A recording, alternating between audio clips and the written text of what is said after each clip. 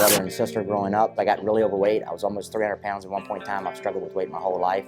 My adopted brother would lose his battle with drugs and addiction and would suicide. I would actually be part of an event that changed not only my life, but the nation's and even the world's as a whole, and that was 9/11. I was at the Pentagon probably about an hour or two after the plane hit. Our job was to secure the perimeter, and then ultimately I took the first team to the Pentagon to aid in removal of the remains. And so for me, that filled me with a lot of rage and anger, and fueled the desire. Homeless. I couldn't pay where I was at. My car got repossessed, and it, if it hadn't been for the guy that would go and become my business partner, he would call around and find couches for me to crash on. I might still be homeless. I wear my mistakes on my sleeves. I don't hide the things that happened to me. I don't hide that I was molested. I don't hide that I didn't do well in school. I don't hide that we failed at this company for years. I don't hide that I attempted suicide and was locked up in a psych ward. Where I screw up, I wear them. And what I think it does for folks, I think it empowers other people to, that are somewhere in their journey where they're at a hiccup or things aren't going right, to say, you know what, he made it or she made it, and they had a lot of hiccups along the way. So I just got to stay the course, and I can get there. Hey, man, how you doing, brother? I'm living the dream, man. How about yourself? Man, I'm good, man.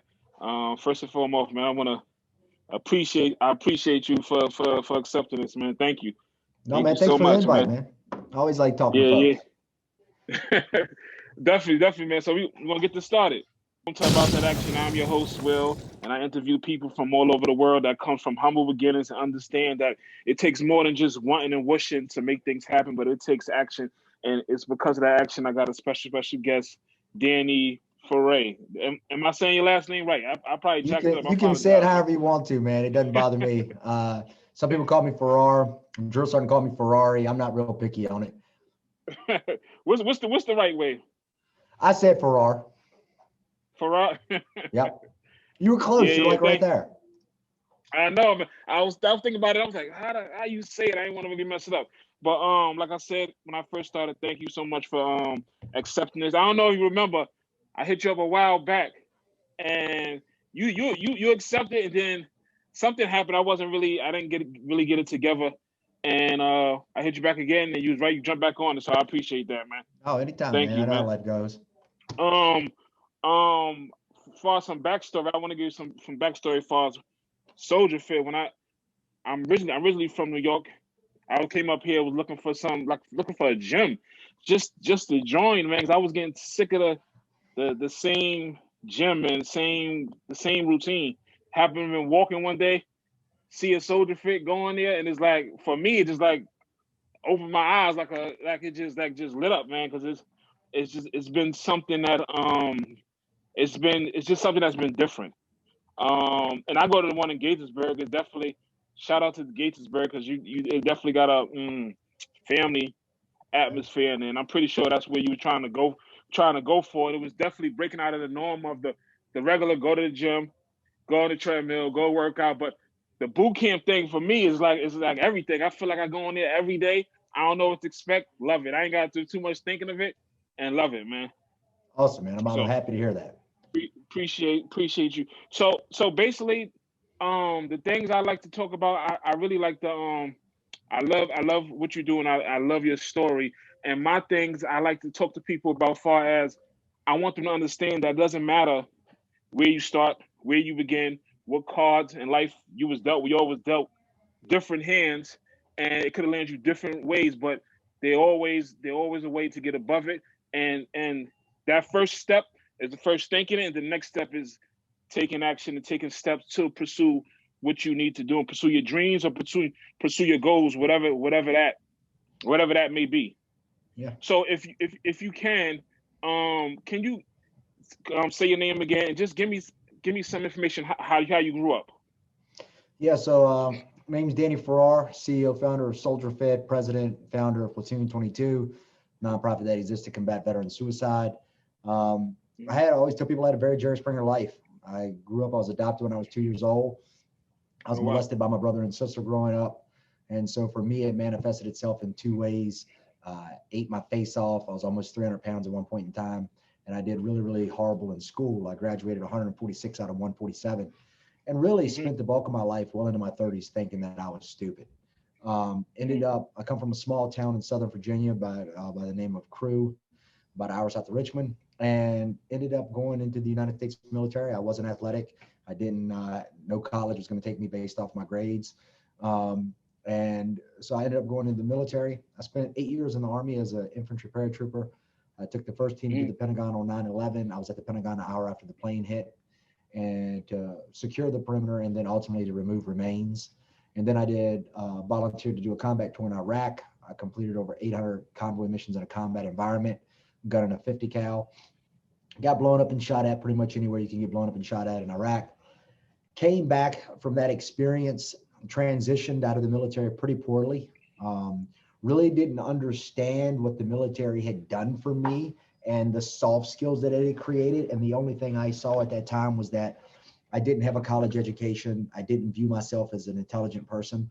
And so I went to do this job at a gym, selling gym memberships, and had a hard relationship with money, was, very hesitant to ever try to, sell packages, was always trying to drop it to the lowest number.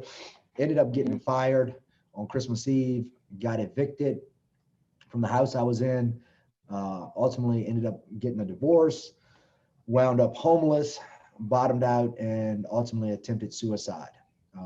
Ended up getting locked up in a psych ward for several days, came out of that experience with a desire to turn it around. And so I then moved and started training martial arts at a gym called Evolve, which is down in Germantown. And I ended up taking a fight out of the gym. And my opponent, happens all the time at the amateur level. My opponent got switched out. The guy that replaced him ends up lying by his weight, didn't make weight. He came in like 20 pounds overweight. Ends up lying about his record, said he had no fights, he had 7, and he ends up being the head coach for the other team. And that, it was as close to, a 1980s revenge martial arts movie as you can get.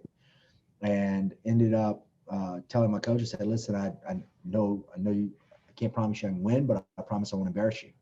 And I went out there and proceeded to get my butt kicked for the whole fight. And was about ready to pass out. The guy hit me an arm triangle choke, and it was starting to go gray. And for some reason, it popped in my head, you promised him you wouldn't embarrass him. And I managed to get out of the hole, cracked the guy, took his back, and choked him out with a few seconds left in the round. And that night, that fight, I tell people, you're interviewing every day, you just don't know it. That fight was an interview for me, and it was an interview that changed my life, because Master Mike came up to me afterwards and said, you won't quit. Would you like to bring your program into my gym? And I embraced it. I ran with the opportunity. That was January 2011. We had 13 members, 30 classes a month in a one subleased gym. And, all this time later, we're sitting here with several thousand members. COVID hit us pretty hard. It cut us about in half. But we're building back from that. And just living the dream, man. Yeah, definitely. I'm definitely getting to that. So it definitely takes a special kind of person to want to get in gunfights, death attempts, and all that. What made you even want to sign up to become a soldier? It's funny. I actually said this sentence, no bullshit. I said, I'm never going to join the Army. I'm never going to jump out of planes. And I'm never going to join the infantry. And I did all three. And I did all three for, the reason that a lot of young men do all three. I thought I was in love.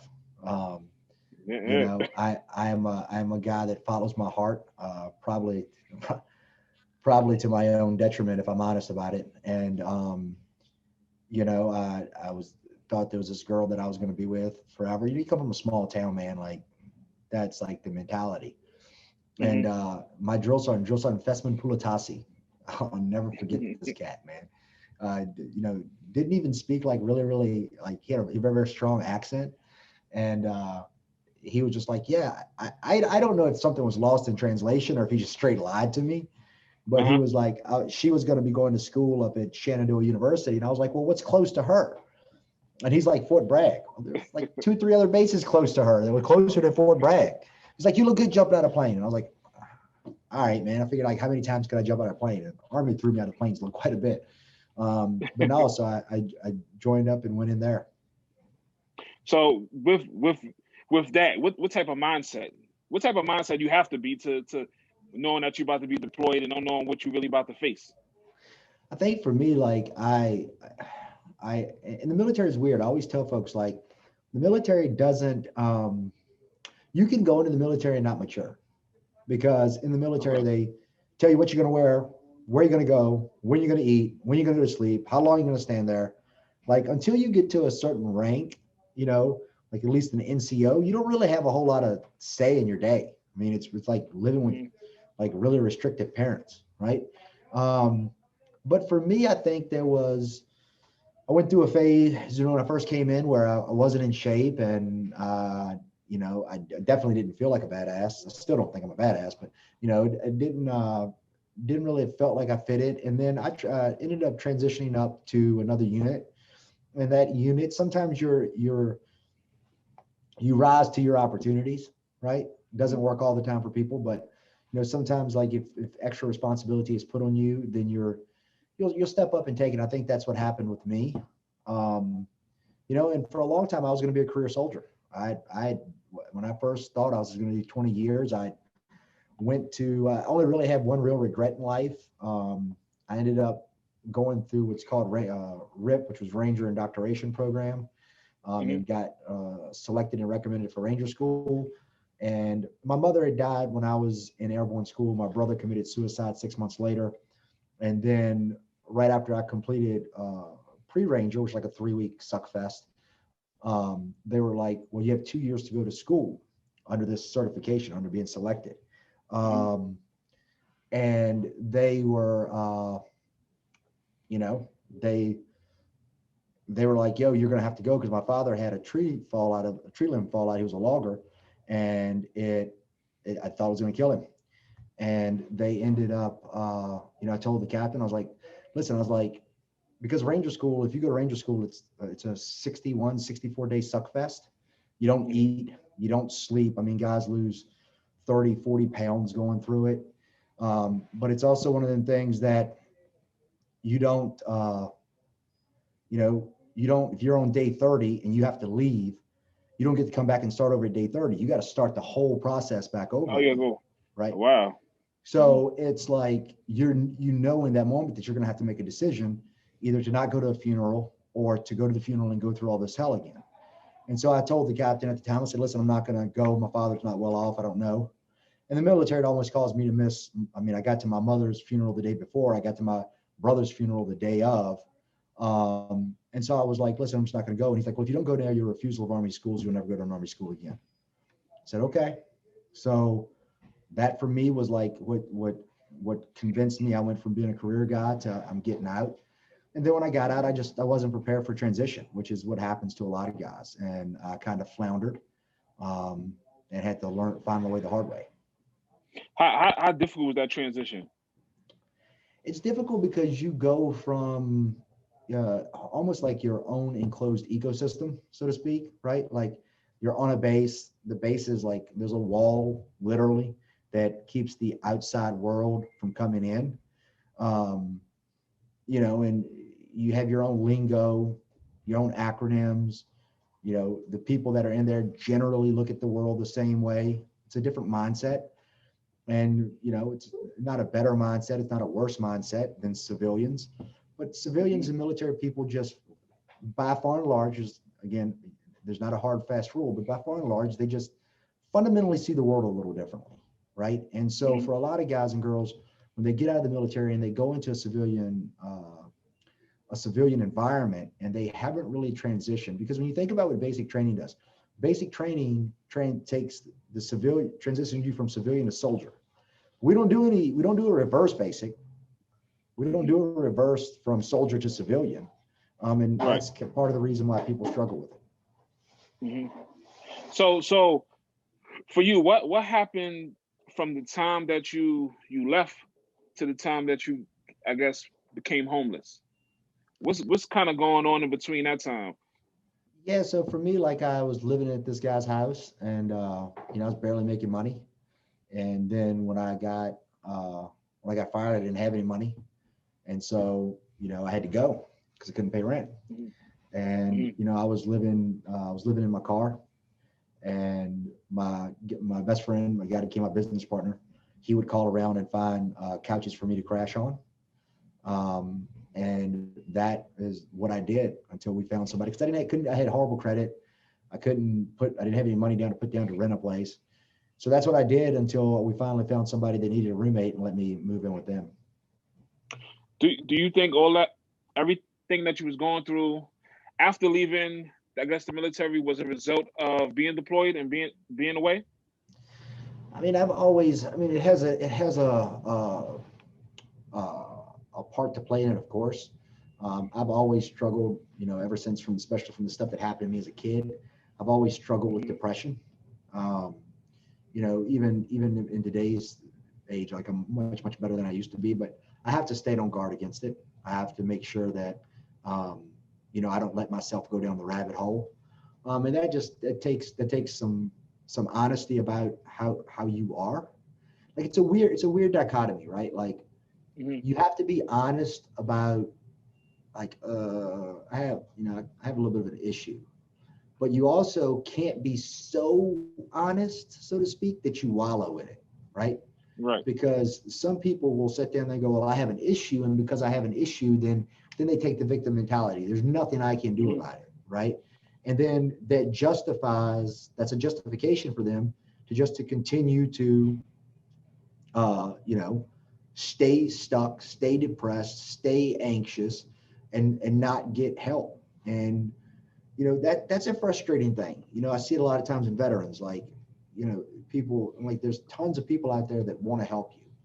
But at the end of the day, whether it's depression, whether you're an addict, whether you're an alcoholic, whatever it is, you have to be willing to say, I need, and more importantly, I want to get the help. And until you do that, there's not a damn thing anybody else on this planet can do for you. Right. So you return home. I guess you got a little bit of PTSD. It's drugs, and you attempted suicide. What prompted you to get help? I was locked in the psych ward. Enough was enough? I was locked in the psych ward. Okay. I mean, I woke up strapped to a bed in the hospital, and the orderly walked out, and when they walked out, the door was locked behind them, and I knew I couldn't leave. And you know, for me, that was scarier than death. To be like, yo, like I could be locked up in here for years, right? Right. You know, and I think it's one of those weird things that, like, until people have, unless you experience, like, whether it's locked up in a psych ward, whether it's locked up in jail or prison, and like, hold up, I'm not in charge. Like, right. I ain't in charge at all, bro. Like, I don't got no say in this, right? That too is a very sombering moment, right? And then you have to make a decision, like, is this going to be me for the rest of my life? And luckily for me, you know, I always talk about things for grace, for God, for I. Like, you know, I didn't have problems with drugs because if I drank too much or take a drug or anything like that, it messes me up for, like, I just don't recover well, right? I have a very addictive personality. The only reason I didn't get into the shit is it just messes me up too much. I don't like the way I feel, right? But same thing, like, you know, I was locked up, but I was only locked up for like a few days. You know, and you see some of these guys that, you know, go to jail or prison for any amount of time, they become institutionalized, right? Because you cannot be around that type of stuff and not be affected by it. And then on the flip side of it too, is that, you know, we don't give guys and girls a second chance in life. And part of it is the way the system is set up, right? But the other part of it is also on the individual, because so many times, you know, people want to play into their own narrative. So I'll give you an example, right? Completely like, I don't know what the term would be, like completely like, not as serious, but just something I noticed, right? So I got my hands tattooed, right? I'm covered in tattoos, and never noticed anybody looking at me or anything like that. Then I got my hand tattoos, and I instantly became self-conscious that everybody was looking at my hand tattoos, right? Me too. I got it too. And then I feel it too. I'm like, yo, like everybody is like legit giving me the side eye, like all the time. Like they saw me like, yo, your ass is a felon, right? But what I realized was I was looking for it. You know what I'm saying? And then a lot Yeah. of times I'm looking, and because I'm looking, there's an old saying, you will find what you search for, right? So Right. if Yep. I'm looking for it, whether they're looking at me like that or not, I'm going to see it and I'm going to interpret what they do and how they act, right? And it's just, we get ourselves hemmed up and in so much trouble because we continue to interpret what other people do through our lens and without even having a conversation with them, right? And that's where Right. like the bulk of like disagreements come from and why people, don't get along. But when people are having, that mentality, like I'm a loser or, I've been locked up and no one's going to hire me, or it ultimately comes from, a lot of it comes from like you put that vibe out and then the universe will give you what you want. I say that all the time. They definitely.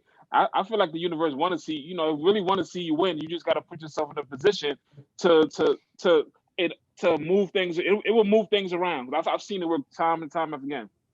Can you talk about that MMA fight, right? Because for me, it almost felt like it was a sort of fork in the road, and that was kind of like the birth of Soldier Fit. Am I correct? It was. I mean, the thing about that is, and this is what, listen, one of my favorite quotes is from Steve Jobs. And he goes, you can never see how the dots connect looking forward. You can only see how the dots connect looking back. And, who would have thought that an amateur fight would launch a company? You know what Right. I'm saying? Right. Like, Yeah. there's no story, there's no script, there's nothing logical that said that should be the birth of a company, but it was. It 100% was the birth of the company, right? And so Right. that's my thing with people is like, you just got to keep showing up, man. Like you just got to keep showing up. So for example, like my coach wasn't going to let me fight. He was like, you weren't ready to fight. But my boy, who's my business partner, was fighting that night, and we had made a promise that we were going to fight together on the same part. My business partner is a freak of nature. Like he's a phenomenal athlete, built like Michelangelo carved him, just an animal, right?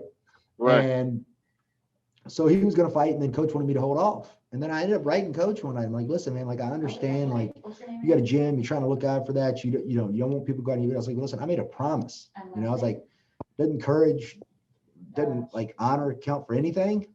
And so he's like, yeah, you can fight. So, I could have very easily walked away and not showed up for that fight. I could have easily said, hey, coach said I can't fight and just let it be a day, right? But I'm a big believer in you say you're going to do something, then you gotta lace up your big boy boots and go do it. Right. I know. I think I read some of the information saying that in the beginning, people I guess they wanted to see you fail. Didn't think you would be able to do it. How did you block out that noise? How did you stop the noise of basically saying that you were thinking you would fail? It's not even that I block out the noise. I had a guy laugh at me to my face and say that I was stupid and it wasn't going to work. That shit hurts. Like, Right. I didn't block it out. I did not feel bad about it. But what ultimately comes out of it is that I just show up, man. I just show up. And, I don't win every day. Hell, there's weeks I don't win, right? I just show up. Right. I'm going to keep coming here. We're going to keep fighting until they throw a lock on the door and I can't get in. We're going to keep fighting. And that's just the way that it is. And people underestimate like how much that matters. They really do, because people think that they think this stuff is quick. They think you're going to, make a badass product or you're going to hit the thing and it's just going to boom and blow up. And my experience is it doesn't work that way. My experience is that you just keep chipping away. And then all of a sudden you hit that last hammer strike and the damn wall falls down and you weren't expecting it to be that hammer strike, right? You were just in there just toiling away. And so there's something to be said for grinding, man. There's something to be said for, and we've lost it as society because of things like Google and, instant messenger. I was actually talking with some buddies of mine that, we're all older. I mean, we're in our 40s now, and we were reminiscing about like being teenagers, and you had a pager, right? Like you had to get paged, then you had to go find a payphone. You had to call the pager to hear what the voice was. Like, imagine if that's how you were trying to communicate now. Like, it would be insane. So there's all these good things that have come out of technology and instant access to information and the speed of communication. But then there's all these bad things. And I think, if I'm honest, I think the bad things outweigh the good things. And I probably sound like an old man in that sentiment, but we've just lost, Gary Vaynerchuk, a guy I follow all the time, he goes, people aren't built for the long game anymore. They're not built to take an L.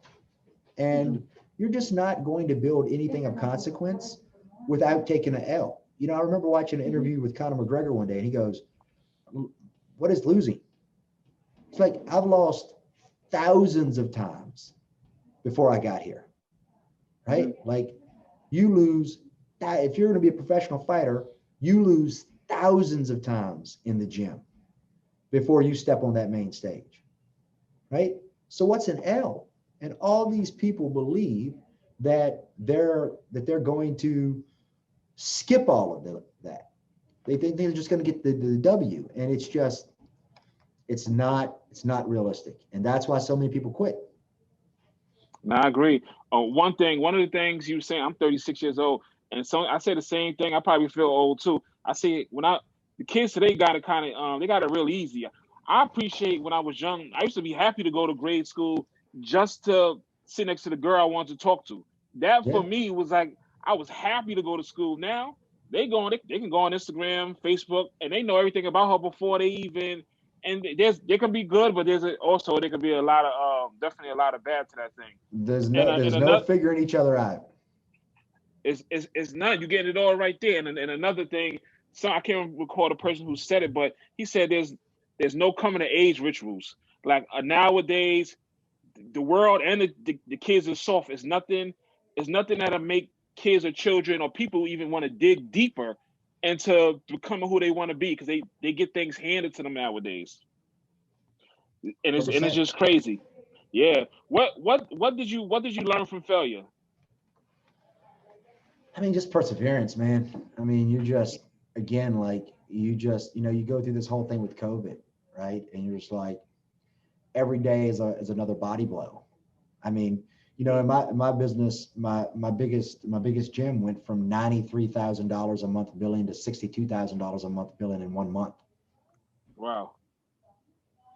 Yeah. You know what I'm saying? And you have to start making hard decisions, and you have to start figuring out what you're going to do. And you have to accept, one of my favorite lines is, no one is coming.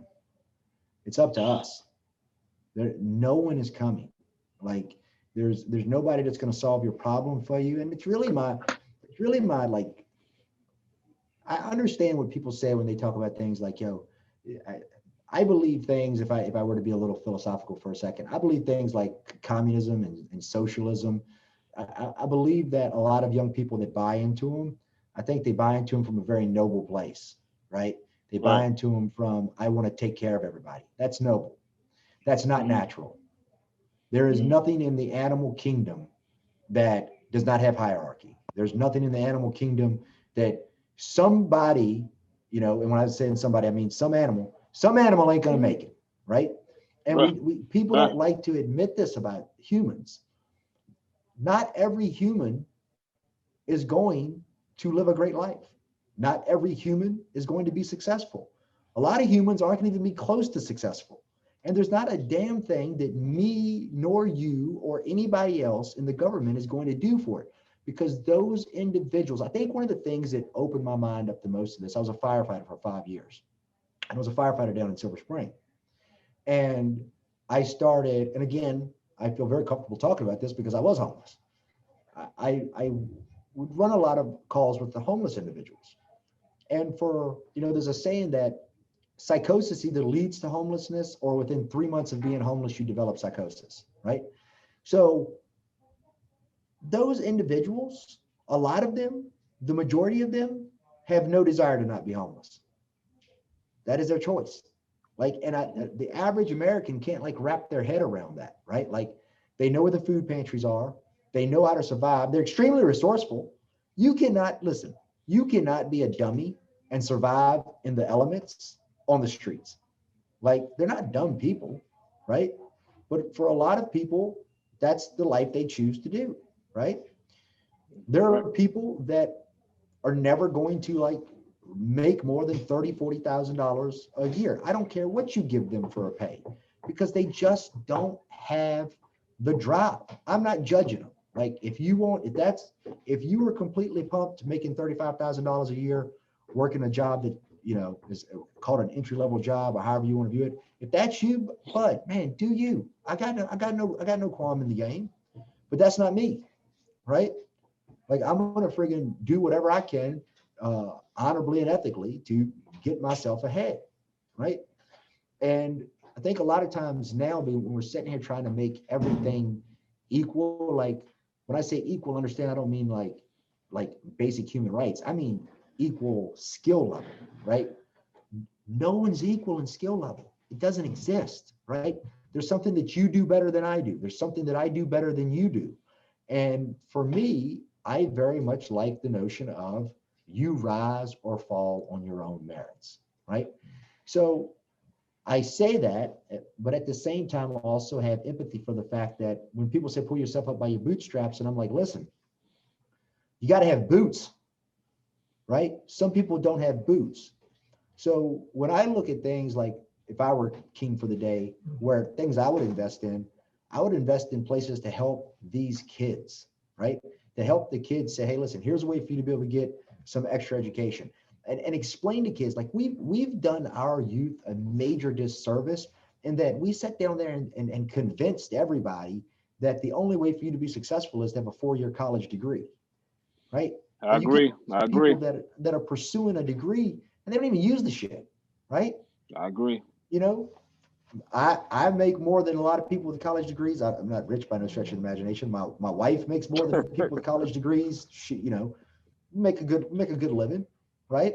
And you got people that, you know, go to college that would look down. You guys don't have a degree, that aren't. And then we absolutely butchered the trades in this country. Like, we made it where, like, if you were being a plumber or an electrician or any of that type of stuff, like, for some reason that was like a substandard job. I'm like, bro, like, my boys that work in the union, pipe fitters, and they're killing it. Not only did they got paid to go to school. I agree.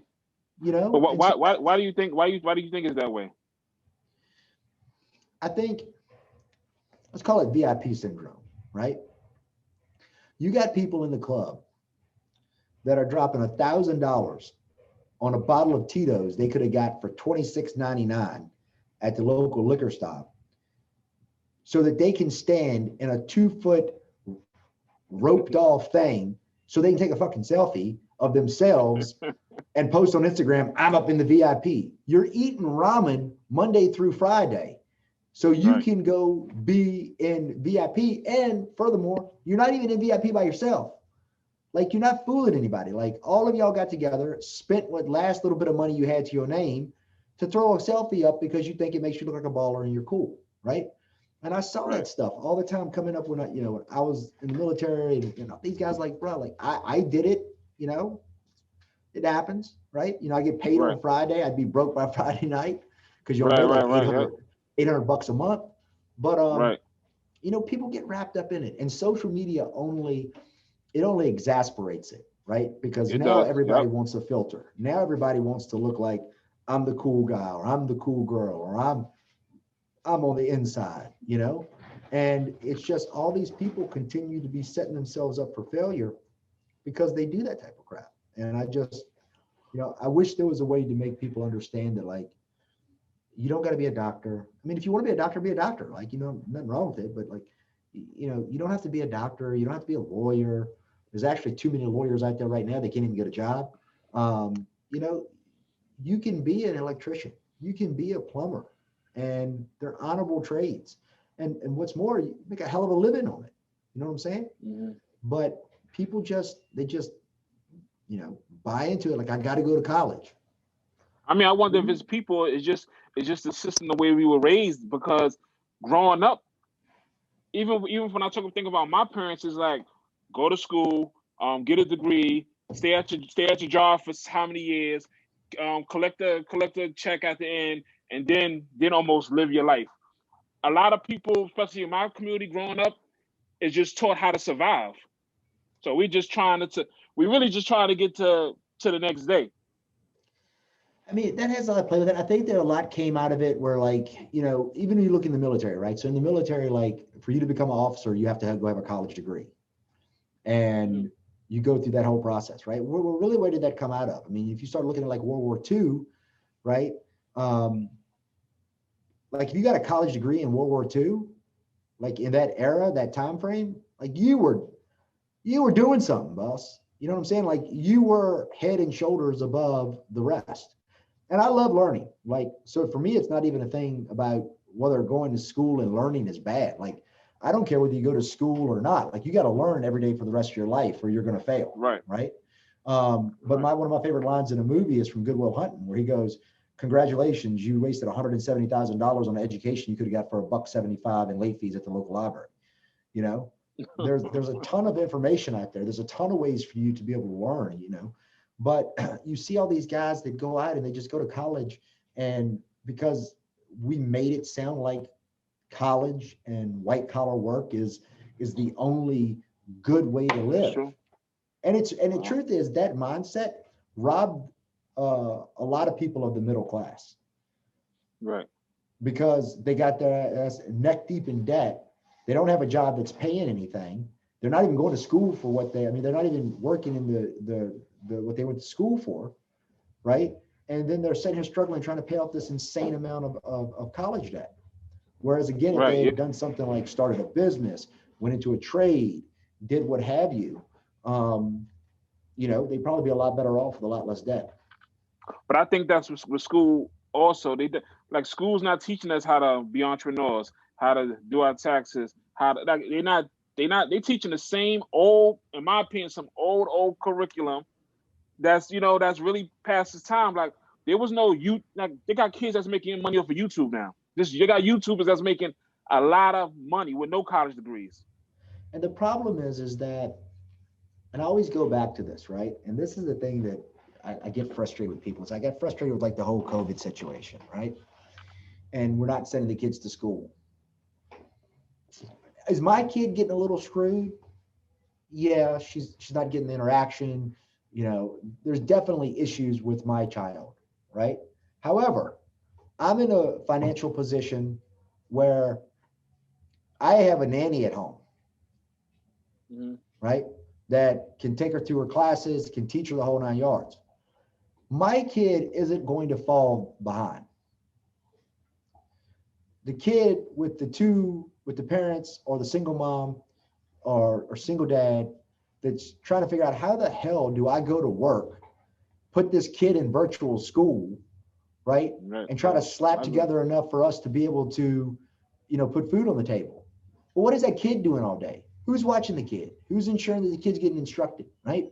We're not adults, right, until 18. And many of us could argue we're not adults then.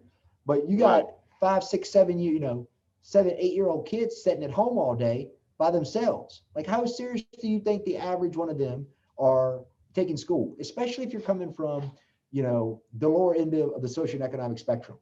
So I'm like, everybody always talks about like what they want to do for, you know, how much they care about people, whatever. And I'm like, the people that are getting screwed consistently are the poor folks. Because I agree. They're like the average, you know, again, it is what it is, right? I'm speaking in like broad generalities, but the average poor person isn't teaching their children how to balance a checkbook, how to start a business. They're stuck in a position where they're like literally, and they're working hard. It's not that they're lazy. Survival mode. Like, yo, how do I get ramen or mac and cheese on the table tomorrow, right? And so those are the things when I look at it, I'm like, this is where, you know, it just falls apart. And I still to this day, like I look at one of my biggest pet peeves on earth is like professional athletes. Because, you know, you take something like the NFL, for example, right? if you make it to the NFL, like the level of elite that you are, it's very difficult to quantify, right? What is it? 52 teams, Yeah. 30 some people on a team coming out the entire nation, right? It's definitely hard. We know, or you have a very, very, very good inclination of what kid has a shot of going to the NFL. And you know if that kid doesn't have a good home, you know if they don't have the upbringing, right? So why in the world are there not programs invested to make sure that that kid gets set up for success so that when you give that 22, 23-year-old man a $54 million contract, the man that has some sense on how to use it, you know what I'm saying? Right. And we don't see these guys getting into a ton of trouble. We don't see these guys, acting reckless because we took the time to actually help them out. Right. That's the stuff for me that I'll never grasp, that we just let them go by the wayside. Nah. Do you ever heard of Andy Frisella? Yeah. You get good, man. He kind of remind me of your no nonsense type of aura when you doing your I see some of your Mindset Mondays and some of your posts that you do. And one of your posts you wrote, if you've never been scared, then you've never been brave. Dreams don't come true for cowards. Face your dreams. Talk about that. I mean, I think it's like the biggest misconception on earth is that, brave people aren't afraid. Like I've been in some hairy shit in my day, right? And I was afraid, right? I was afraid. I was 100% afraid. A freaking RPG goes by your head and the bullets are hitting your turret. And, even going to the Pentagon. The scariest I've ever been in my life actually wasn't in Iraq. It was at the Pentagon, because I woke up, I was taking a nap because we were working shifts, and I woke up to see all the firefighters jumping off the roof, and then the air raid siren went off, and it was like watching a herd of a school of fish that just went as all the people inside just picked up and went running for this one exit. And before you know it, if you ever watch the original Kings of Comedy when Cedric Entertainer goes, people start running, you don't even need nobody running. You just start running too. Like, you just start running. Just running. Like you don't even you're like 20 steps into it. Why are we running, right? And I was up and running, and I was waiting for the building to blow up. I was waiting to get hit in the head, with pieces of building or what have you. And it ended up being a false alarm. They thought another plane was coming in. But, you're going to be afraid. You're going to be afraid. I remember making the run on the other side of Habaniah on Rat, Michigan. And literally, I'm just hunkered down behind the gun. I'm like, all right, God, let it blow, let it blow, let it blow, let it blow, let it blow. Because I know the bomb's coming. So just let it go. Just let's get it done, right? Because the monster under the bed, man, that shit's always bigger in your head, right? For me, action shrinks the monster, right? You take action, you're actively moving forward and getting something done. That makes all the difference. I agree. Why do you think most people are afraid to chase their dreams? People are scared to fail, which is what's nuts, right? People are petrified that they're going to be the butt of someone's joke. It's why I hate things like TMZ and World Star Hip Hop. And I'll use like the gym as an example. Like, I don't care how dumb somebody's doing something, right? I don't care. I'm just not going to do that. Like, I'm not going to videotape somebody, even if they're just being a complete dummy. Maybe they don't know no better. Maybe they think they're doing something. Maybe they don't. Who am I to record that and then put it on the internet for everybody to make fun of and laugh at? And I always look at people like that. I'm like, you're pretty sorry, son of a bitch, man. Like, you got nothing better to do than to. It's a new generation. To sit down there and try to embarrass or try to be the person that, makes somebody else the butt of their jokes. Like, successful people don't do that. They don't do it. Right. They just don't do it. Successful people do not have time to sit around and belittle other people.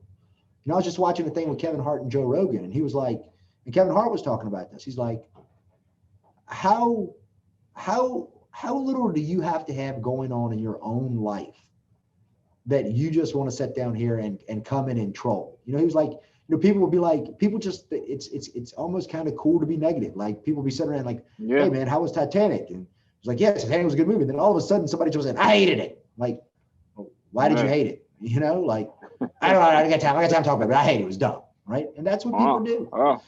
And so people get wrapped up in it and they pay attention to it. And I'm like, if you're going to sit down there and listen to what somebody else says, man, you might as well go in a box, because, you know, I've got people that love me. I got people that hate me. It is what it is, man.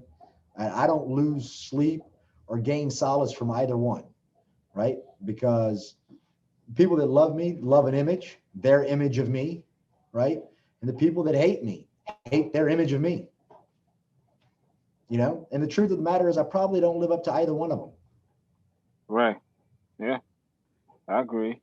How did you build your team? We grew a lot from inside. I mean, a lot of our people started off as members on the field, and then, you know, they decided to become trainers, and then from there, you know, they go up through the ranks of management and things like that. So we've hired very, very rarely from like a random outside person. Mm-hmm. Is it okay to be an inexperienced leader? Yeah. People get confused at like what leadership is. People think that leadership is I'm out front yelling. Like, that's not leadership. Like, are there some times where you have to step out in front? Yes. Are there some times that you have to step up and step up and take charge and state your voice? 100%. But like, you look at anything from like in the military, like they teach you in the military, like you have to have span of control. You have to have command control, right? Think about a firefighter. Is the chief in the house? No. Right. No. He's not. He's outside in the incident command center managing the incident, right? Right. Like there's stages and levels, and it's one thing that I think the military does very well. Like you need to go through these levels, right? Like, so if we look at the military, like you need to be a team leader before you can be a squad leader, right? You need to be the first guy going through the door, so you know what that is. So you have the ability to train your people. But at some point in time, like if you're going to elevate yourself to the next level, if all you do is keep going through the door first, you're never going to ascend to the next level of leadership. And if you try to ascend to the next level of leadership doing this level of leadership, then you're going to get your people killed, because you're not going to know what's going on in the battlefield around you, right? And that's just an analogy I use because most people can like track what and get a visual of what that is, but that's the reality of everything, right? If I go in my gyms and I sell gym memberships all day long, will I be the top salesperson? Probably. Mm-hmm. But what else isn't getting done, right? Mm-hmm. Right. So leadership isn't loud. And then at the end of the day, there are different skill sets. My business partner is 100% a great leader, but my business partner is not me. He's not going to go be the rah-rah guy. He's not going to go get people fired up, right? I do that very, very well. I'm not as good at him operationally. I just don't, I just don't give a shit about the widgets. I just don't. Like, I wish I did, I don't, right? I care about like big picture, like down the road. So just understanding that like everybody has a part to play. I'm no better as the CEO of the company than the day one trainer. Like, I just got a different job. Right. You know, and a lot of times people look at this and they look at platoon, and the reality is that I have the same job in both things. I talk them the face, right? Mm-hmm. I don't run it, you know. So that's the side where people get it, and people are just they're just hesitant. They're scared to get up and go do it, and you got to do it because you're gonna fail. I've failed plenty of times. I totally agree. How do you gain the ability to influence someone? You care. Mm-hmm. You can't influence anybody if you don't care for them. It's just not possible. Like there's nothing that, there's no leadership technique. There's no, magical phrase that you're going to walk in and do. Typically for people They have to see that that you've done what you've asked them to do. People, by far and large, don't like to follow people that haven't done what they're trying to tell somebody else to do. That kind of pisses folks off. Right. Or you have to, and sometimes this happens, right? Like you're in charge of a big project, but part of that project you don't know anything about, then you have to be humble enough to be like, yo, I don't know anything about it. What do we need to be looking for, right? And trusting your people to be able to do it. But you have to care about your people. What's going on with them? What are their needs? What are their concerns? You know, what's going on in their life? And once you show that you care about them, it's not even that they're following you, right? It's just a simple relationship. And people are like, okay, well, you know, he or she's taking care of me. I want to do the best I can to take care of them. You know, we're very reciprocal in that manner. There's very few people that will not return kindness with kindness. Right. Right. Do you think that is trust and respect a part of that influence? Yeah, I mean, you have to build it up. I mean, you know, sometimes I've been too lax. I don't like to lead with a stick at all. I prefer the carrot. But sometimes, like, you find yourself in situations, and I found myself in situations where, you know, a guy I follow, Bedros Koulis, owns Fit Body Boot Camp. He has a very great saying. I wish I'd came up with it because I love it. He goes, "You get what you tolerate." You know? Yeah. At the end of the day, you know, you tolerate whatever happens. And it's, you know, I've always told folks, I can break all human actions down to two things: hope for reward, fear of punishment.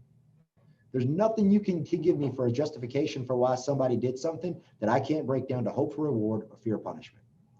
The problem that comes, because everybody has to be led differently. That's what makes leadership difficult. You cannot lead any two people the same way, right? But you have to figure out, like, what is the motivator for that person? Is that person a hope for reward person, or is that person a fear of punishment person? Right? And then there's the art and the science of leading. How do you draw that line though between being a boss CEO and, I want to say, not like a friend? So you being a boss or being a person that, as a CEO, want to get in the mix with your employees, want to be the person that they can count on and talk to, but also you drawing that line. Well, listen, I'm still the boss. I'm still CEO. You can't fraternize. I used to disagree with that years ago.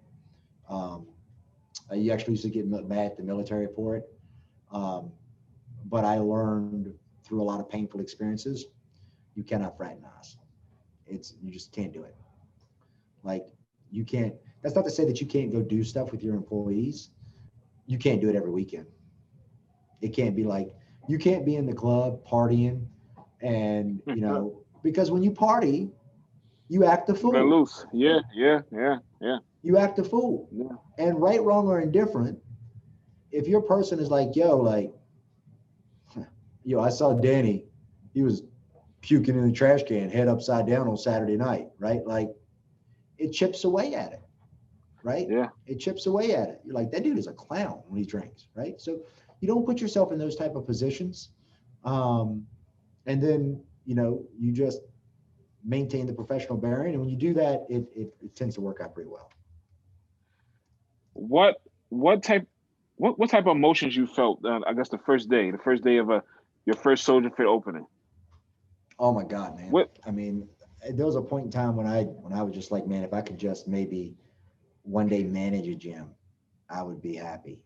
And, you know, I worked till 3 o'clock in the morning on Frederick, went home, slept for an hour, and came back an hour and a half later and was here for the first troop to walk through the door at 5:30 in the morning. And I'll never forget this. I'll never forget this. And Frederick's big, man. Frederick's 2 to 3 times the size of, it's 2 to 3 sizes of Gaithersburg. And this lady walked out of class and I'm like, hey, what did you think about it? I thought it'd be bigger. And I was just like, I was dumbfounded. I didn't have anything to say. Like, it takes a lot to shut me up. I was shut up. I'm like, we're like the biggest boot camp gym in the world. What are you talking about? How much bigger did you want it to be? But you know, it is a very rewarding thing. but I do think a lot of people will try to become business owners because they think that being a business owner is something that it's not. A lot of folks want to own a business so they can have work-life balance or work less or what have you. I'm like, if you build something from scratch, you'll never work less. It's not going to happen, right? You're never going to build something up and then all of a sudden this thing that was your baby, you stop doing it. I mean, look at all the greats, man. Look like Steve Jobs. Look at like Warren Buffett. Look at friggin' Zuckerberg. Look at all of these, all of these guys and girls that have, Jeff Bezos. Like people get like all pissed off about the money. I'm like, Jeff Bezos is not doing this for the money. And this is what people don't understand. The man is a trillionaire. He can't spend all his money. He can't do it. He cannot do it. Right. And so you look at that and like, bro, like the people that are angry about it, like you're missing the fact that it's passion that got them where they're at. It's not the money. It's not this, like these dudes, and they're better more than I am. Like these dudes are working, day, night, no family, no nothing. Right. And that's a decision that they made.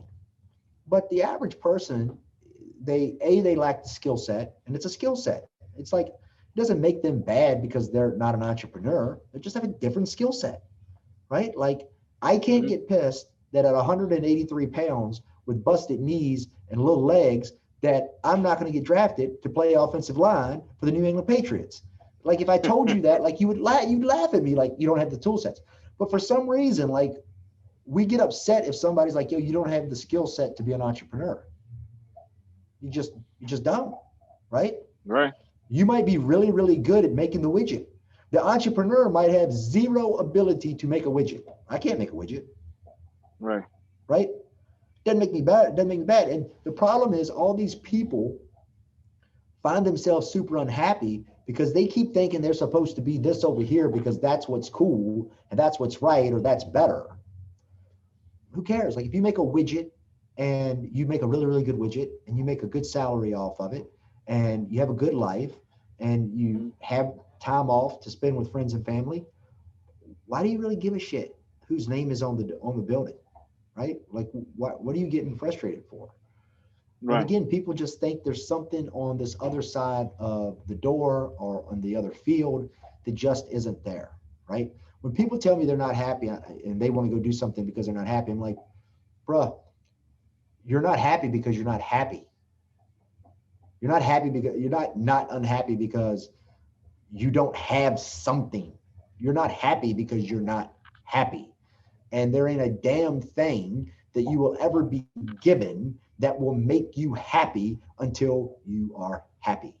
And when you find that, then no matter what happens to you, you'll be happy. Nah, I totally agree.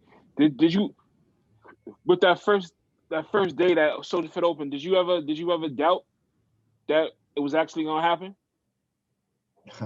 I doubt it every day. I mean, it just, you just try to do whatever you can. I mean, you just try to do whatever you can. I mean, and every day, like COVID, like I have concerns, you know what I'm saying? Like I have concerns, leads and stuff are down, but you're like, yo, I'm just going to keep fighting because we'll find a way. Some way, shape or form, we'll find a way. Right? What's been the strategy to stay afloat or stay in business? I mean, a lot of it we went to doing virtual, so that helped a lot. That led us to keep a lot of our membership. We added supplements to our mix, which has been very, very successful. Frederick is killing it. I mean, Frederick's not back to where it was pre-COVID, but Frederick is killing it. But Montgomery County is just a nightmare. Montgomery County is just a nightmare because they've just scared everybody to death down there.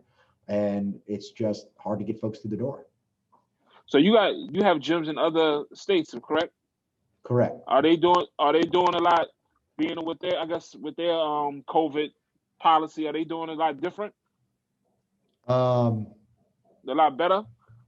Or the restrictions are different? Depends on the state.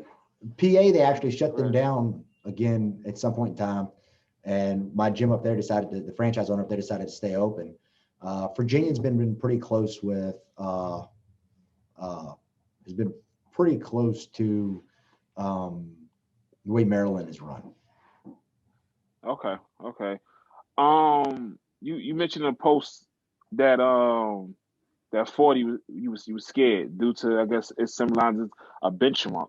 Do you feel accomplished at this point?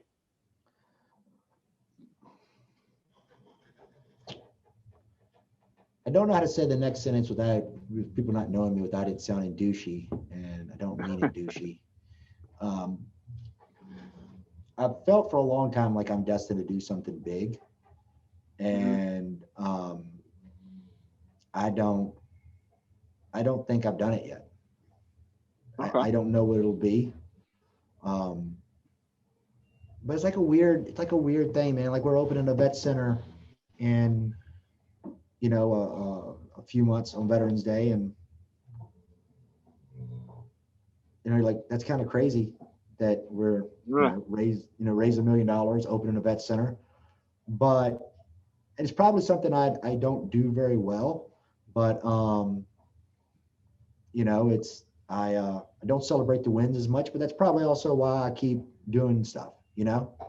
I try not to let it to dwell on it too much. I try to be like, okay, I'm the way that I am.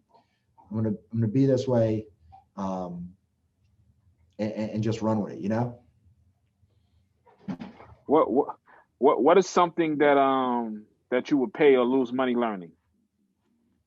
What I'd pay to learn? Pay or lose money to learn? Oh, I would love to know even more about marketing. I would love to understand more about how all the algorithms do. And the problem with a lot of this stuff is like you learn it as it's phasing out.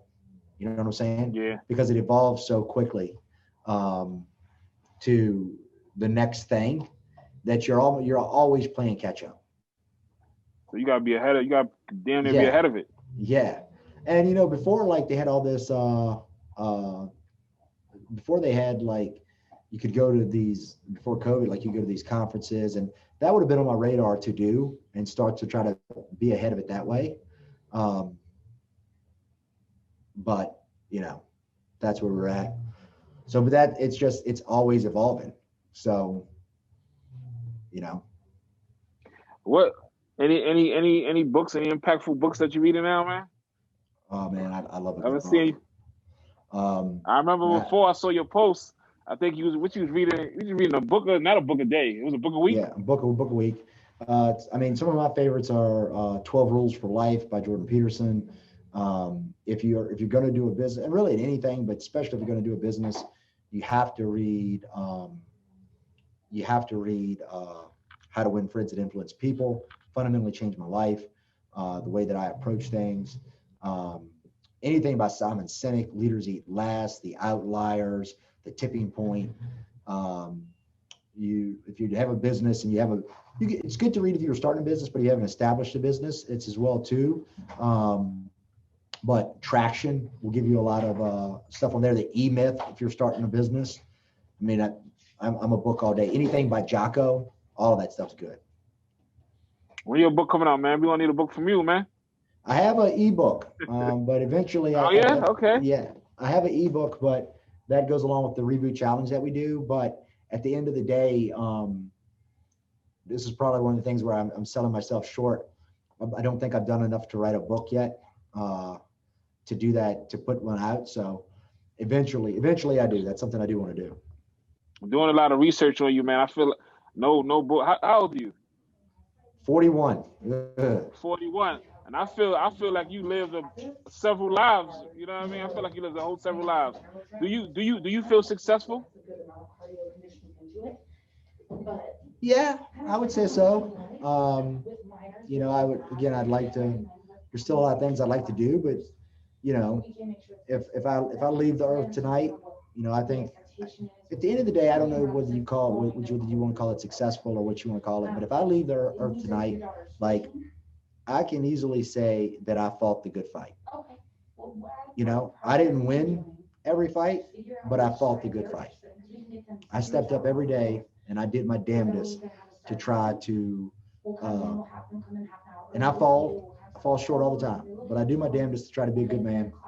I try to take care of the people that take care of me, and that's where I'm at. Right. So, fighter, soldier, you was a fireman, employee, businessman. You did philanthropy, advocate, public servant. Which one you believe changed you as a man? I think I would say advocate and honest. Like me being open about the things that I've went through, I think it's been my biggest impact, because I think it's allowed people that have seen it. And it's the thing that I really would like to get at a bigger scale. I would like to scale that. I would really like to one day be a big time coach and a big time motivational speaker, because I've seen people feel comfortable to open up and be like, if that dude can do it, shit, I know I can do it, right? And I like that. That's a very, very satisfying feeling when somebody goes, man, because you were open and honest about this, we have it.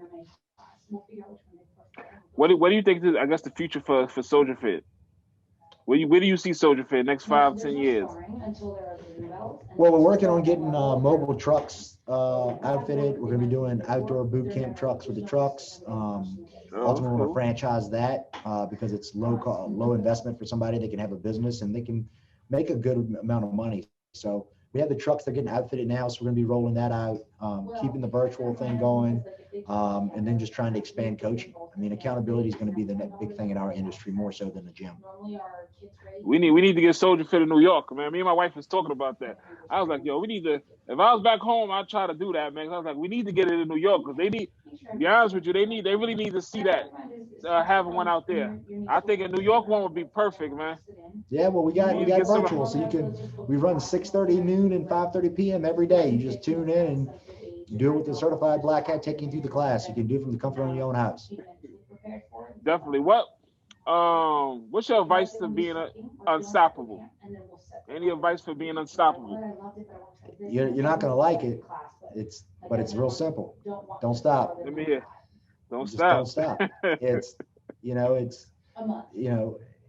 simple is often hard, but the problem is people want to miss the hard, so they don't like the simple. The simple is what it is. You just have to go, and you just have to keep showing up. You have to keep taking that ass whooping, and eventually, if you keep doing it, the world, the person, whatever will get tired of it, and you'll win.